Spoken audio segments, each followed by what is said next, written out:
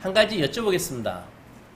여러분들의 생각에 예수님이 친절하신 분이라고 생각하십니까?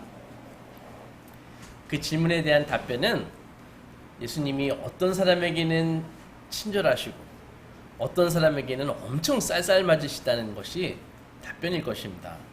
우리가 알듯이 예수님은 VIP 대접을 받는 데 익숙한 사람들, 연회에서 늘 상석에 앉는 사람들, 그리고 성전과 시장에서 존경을 받는 사람들은 사실 예수님의 주요 관심 대상이 아니었습니다. 대체로 그런 사람들과는 예수님이 사이가 그렇게 좋지 않았습니다. 그런데 예수님의 친구들을 보면요, 주로 요즘 말로 왕따 당하는 사람들, 가난한 사람들, 몸 아픈 사람들, 그리고 사회적으로 천한 직업을 갖고 있는 사람들, 상처 있고 쓰러져 있는 사람들, 이런 사람들은 예수님은 이런 사람들에게는 아주 애정을 베푸시고 온유하게 그렇게 대해 주셨습니다. 그래서 예수님을 비난하는 사람들은 예수님을 뭐라고 욕하냐 하면은 사람이 자꾸 파티를 즐긴다, 그리고 식탐이 있다, 그리고 죄인들, 그리고 요즘 말로 쓰레기들하고 주로 논다, 이런 식으로 비난을 했습니다. 오늘 성경에서 나오는 삭개오도 사회적으로 지탄을 받는 사람들 중에 하나였습니다. 영혼이 깨어있다는 말이 무슨 말일까요? 그것은 자기 안에서 삭개오를 발견하는, 삭개오를 볼 수 있다는 그런 말입니다. 그러니까 영혼이 깨어있는 사람들은요, 자신을 삭개오처럼 예수님만이 주실 수 있는 은혜와 자비와 용서를 절실히 필요로 하는 죄인으로 자신을 보는 것입니다. 그것이 바로 심령이 가난한 자이고, 그런 사람들은 결국 삭개오처럼 예수님의 온유함과 은혜를 경험하게 된다는 것이죠. 사람들은 오늘 성경에 나와 있는 세리라는 직업을 증오했습니다. 세리라는 말은 세금을 걷는 그런 관리를 얘기하는 것입니다.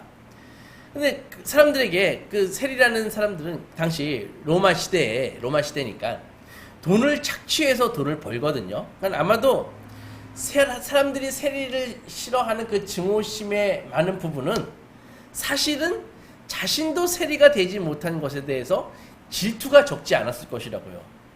대부분 사람들이요, 당시 세리만 될 수 있다면 여기야 좀 먹든 말든 세리가 되었을 것입니다.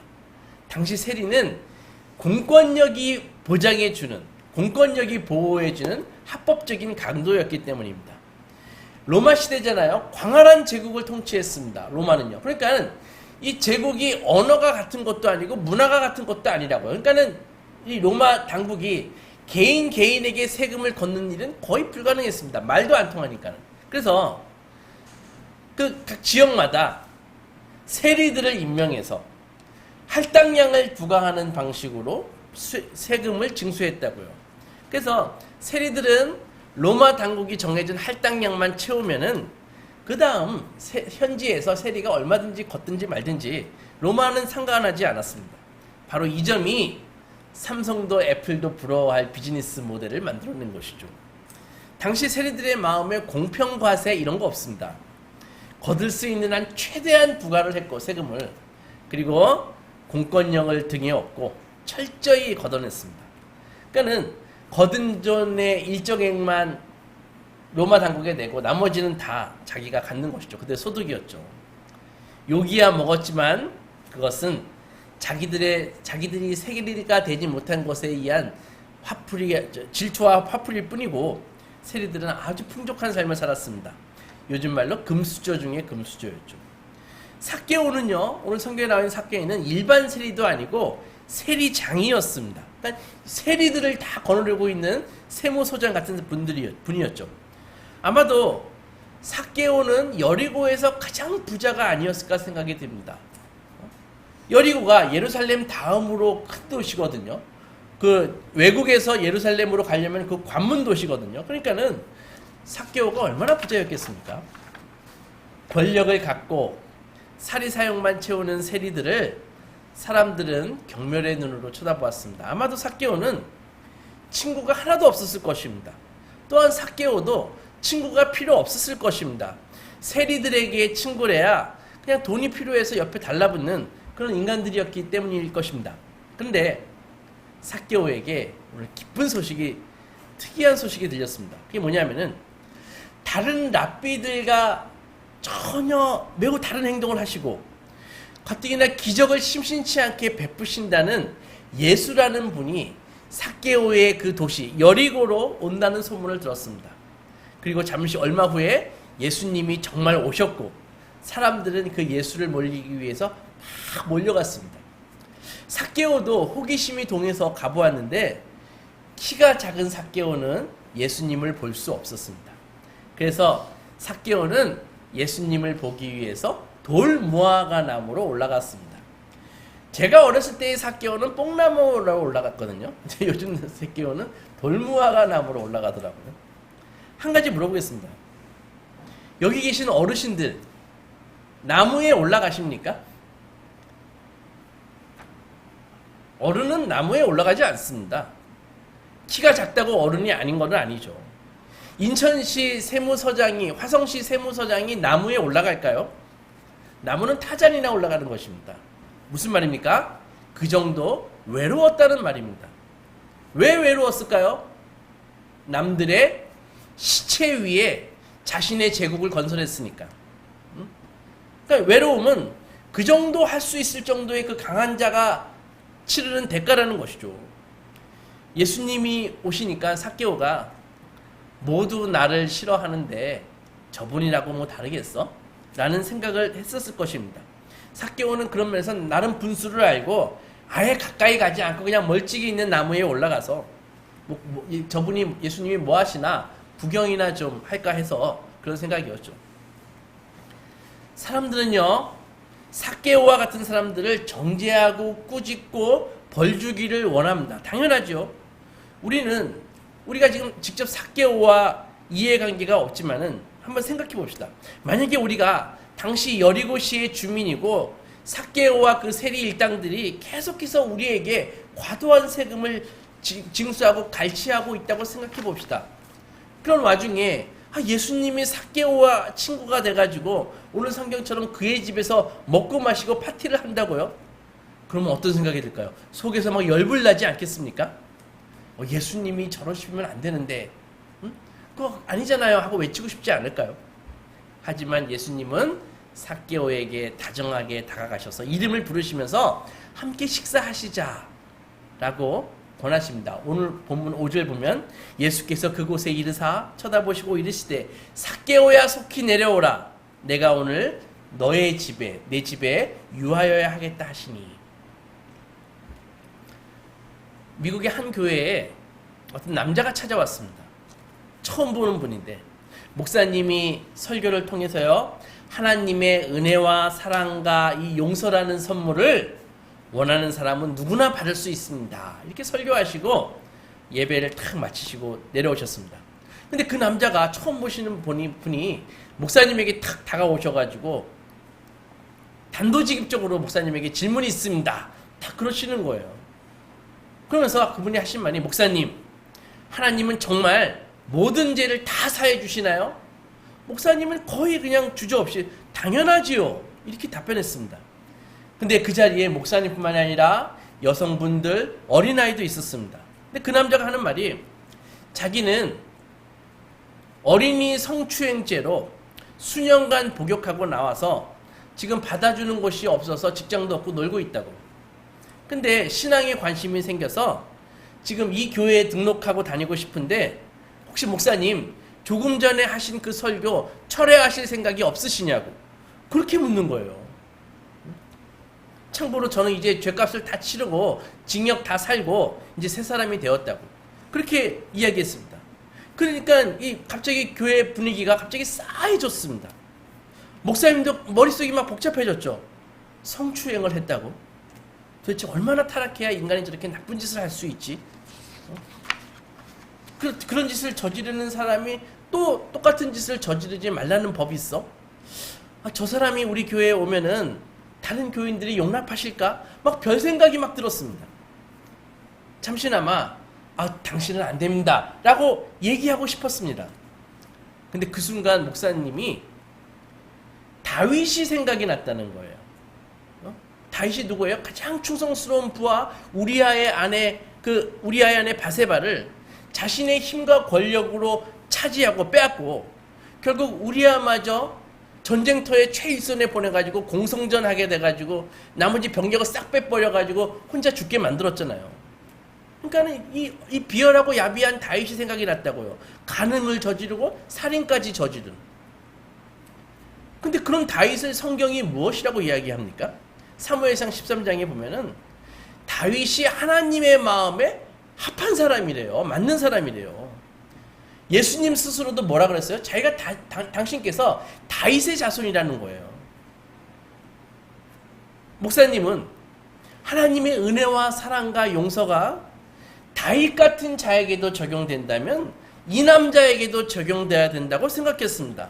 그래서 목사님은 마음을 실어가지고 이번에 이야기했습니다. 아니요, 마음을 바꾸지 않겠습니다.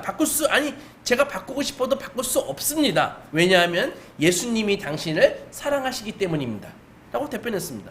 그리고 계속해서 형제여, 예수님은 당신이 전에 희생시킨 그분만큼이나 당신을 돕기를 원하십니다.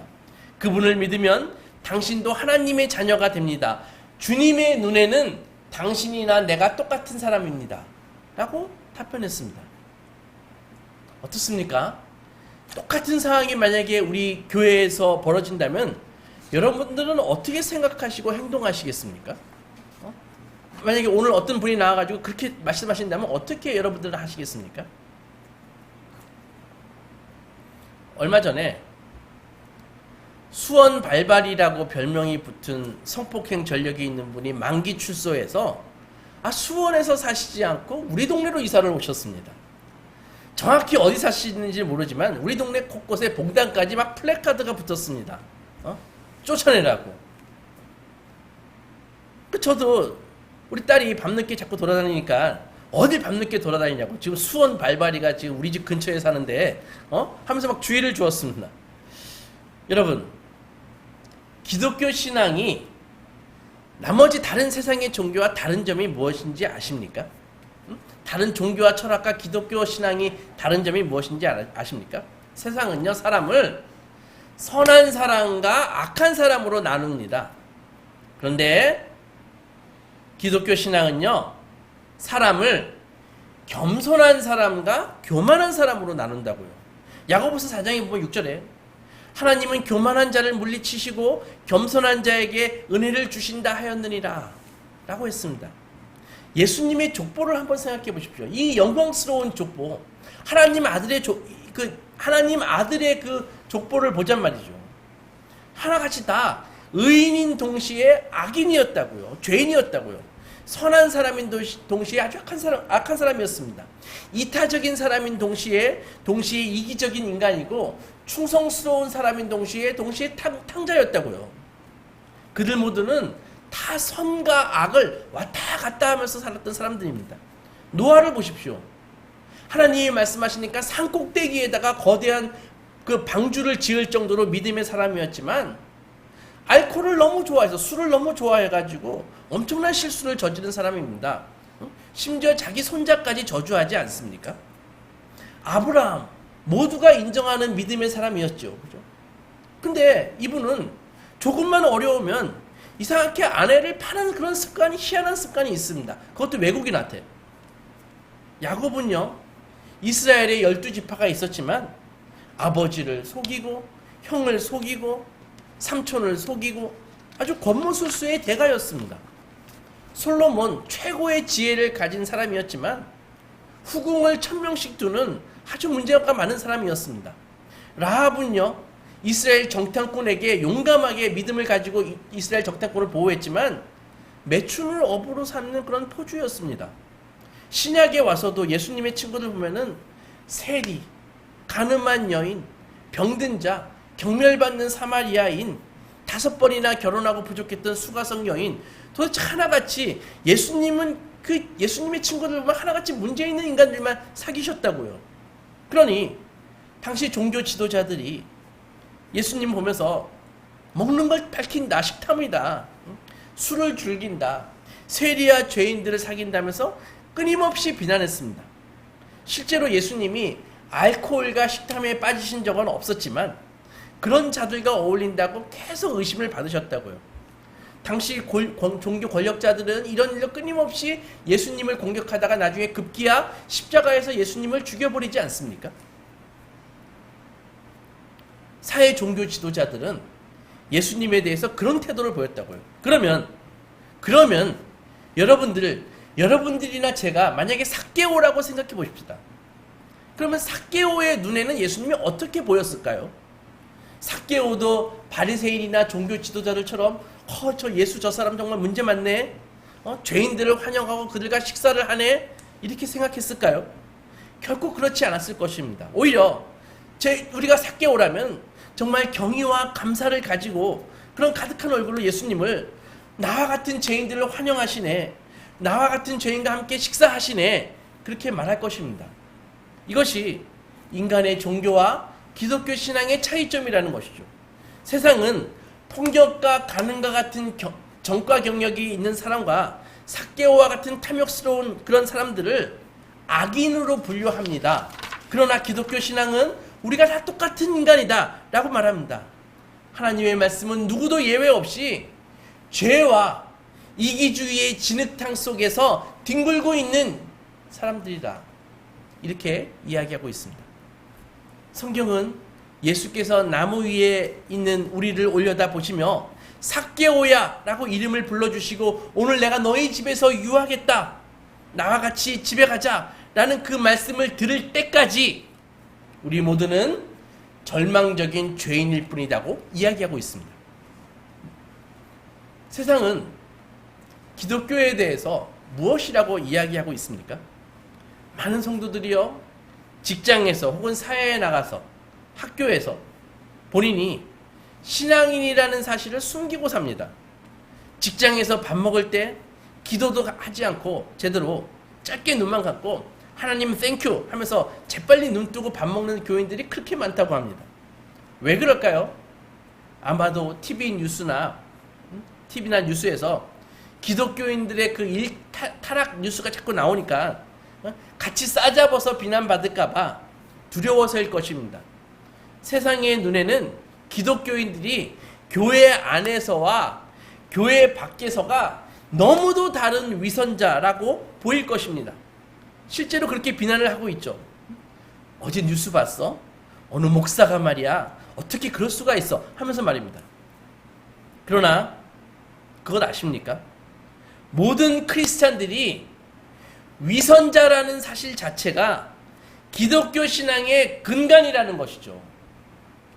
성경에 따르면 예수님은 선한 사람들을 인정해주고 받아주기 위해서가 아니라 선하지 않는 사람들을, 위선자들을 구하고 받아주기 위해서 이 땅에 오셨습니다. 기독교 신앙은 종교적인 사람이든 세속적인 사람이든 자신의 선행 위에 자신의 삶과 정체성을 쌓으려는 율법적인 사람에게는 별로 관심이 없습니다. 디모데전서 1장에서 15절의 사도가 미쁘다 이 말이요 받을 만한 이 말이요 그리스도 예수께서 죄인을 구원하시려고 세상에 임하셨다 하였도다. 죄인 중에 내가 괴순이라. 로마서 3장에서 10절에 기록된 바 의인은 없나니 하나도 없으며 깨닫는 자도 없고 하나님을 찾는 자도 없고 다 치우쳐 무익하게 되고 선을 행하는 자도 없나니 하나도 없도다. 그들의 목구멍은 열린 무덤이요 혀로는 속임을 일삼으며 그 입술에는 독사의 독이 있고 그 입에는 저주와 악독이 가득하고 그 발은 피 흘리는데 빠른지라. 이거 우리의 이야기 아닙니까? 우리 주변의 이야기 아닙니까? 오늘도 이렇게 서로 상처를 주고받고 살고 있지 않습니까? 당시 종교 권력자들이 삭개오나 우리와 같은 사람들과 함께 먹고 마시는 예수님을 보면서 그렇게 비난하니까 예수께서 무엇이라고 대답했습니까? 누가복음 5장에서 31절 보면 예수께서 대답하여 이르시되 건강한 자에게는 의원이 쓸데없고 병든 자에게라야 쓸데있느니라. 내가 의인을 부르러 온 것이 아니요 죄인을 불러 회개케 하기 위해서 이 땅에 온 것이다. 이렇게 말씀하셨잖아요. 따라서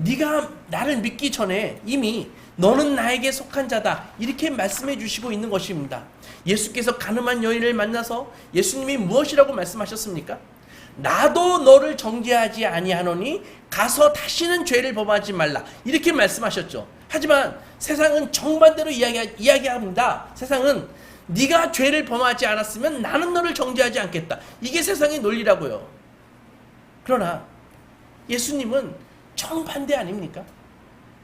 나도 너를 정죄하지 아니한다. 그러니 앞으로 다시는 죄를 범치 말라. 구약의 하나님도 십계명을 주시기 전에, 법을 주시기 전에 이스라엘 백성에게 뭐라고 말씀하셨어요? 나는 너를 애굽 땅에서 종되었던 집에서 인도하여 낸 네 하나님 여호와니라 이렇게 말씀하셨다고요. 하나님은 먼저 구원을 하시고 그 다음에 하나님의 자녀의 삶을 살라 이렇게 말씀하시는 것입니다. 세상은 네가 죄를 범하지 않았을 때만 나는 너를 정죄한다. 그런데 이미 벌써 우리는 죄인이잖아요. 범했잖아요. 이기심과 많은 실수를 이미 저질렀잖아요. 잊지 마십시오. 하나님은 언제나 우리가 회개해야 우리에게 인자하게 대해주신다고 말씀하시지 않습니다. 오히려 하나님의 인자하심이 하나님의 인자하심이 우리로 회개하게 만든다는 것이죠. 어째서 그렇습니까? 우리가 종이 아니라 하나님의 아들과 딸이니까, 자녀이니까. 종과 자녀의 차이점이 뭐예요? 종은 잘못하면 쫓아내는 것입니다. 잘라버리는 것입니다. 자녀가 잘못하면 어떻게 해요? 그냥 쥐어박는 것입니다. 이것이 자녀라는 것이죠. 예수님이 삭개오에게 삭개오야 속히 내려와라. 내가 오늘 너의 집에 유하여야 하겠다라는 말씀을 오해해서는 안 됩니다. 이 말씀이 너 현재 그대로 머물라 이런 것이 아니라고요. 예수님은 우리 집에 오실 때 단순히 우리 편이 되어주시기 위해서 오시는 것이 아닙니다. 예수님은 우리의 집을 차지하기 위해서 오십니다. 나도 너를 정죄하지 않는다로 끝나지 않고 이제는 죄의 삶을 떠나라 이렇게 말씀하신다고. 예수님은 우리의 조언자나 도우미가 아닙니다. 우리의 주인이십니다. 그분은 우리 안에 오셔서 우리 안에 낡은 것을 다 뜯어내시고 새롭게 그분의 집으로, 예수만 섬기는 집으로, 예수가 다스리는 집으로 뜯어고치십니다. 이 작업은 우리가 구원받은 시점부터 남은 평생 하늘나라 갈 때까지 계속 우리 삶의 안과 박을 고치시면서 이루어지는 것입니다. 우리가 예수님을 마음에 모실 때마다 우리 안에 있는 탐욕과 분노와 절망과 음란과 어리석음과 게으름과 폭력성과 비만과 기만 이런 쓰레기들을 예수께서 다 거두어 가실 것입니다. 대신에 사랑의 기둥을 세우시고 용기와 소망의 벽을 세우십니다. 희락의 커튼과 화평의 꽃병으로 장식하실 것입니다. 올해 창음의 창문 앞에는 자비와 양성과 온유와 절제의 화초를 가지고 꾸미실 것입니다. 이 공사가 진행되어 감에 따라 우리는 더욱 하나님의 자녀로서 영광과 권세와 능력이 그리고 놀라운 풍성함이 더해지는 존재가 되어가는 것입니다. 삭개오는 이 공사를 전적으로 주님께 맡겼습니다. 주여 보시옵소서. 내 소유의 절반을 가난한 자들에게 주겠사오며 만일 누구의 것을 빼앗은 것이 일이 있으면 내 갑절이나 갚겠나이다.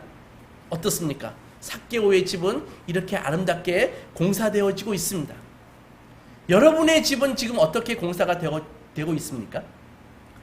아무쪼록 삭개오처럼 여러분의 집의 공사도 예수님께 전적으로 맡기셔서 우리 삶과 우리 가정을 멋진 예수만 섬기는 아름다운 집으로, 가정으로, 예수가 다스리시는 강하고 안전한 집으로 세워가시는 소망의 자녀들이 되시기 주님의 이름으로 축원합니다.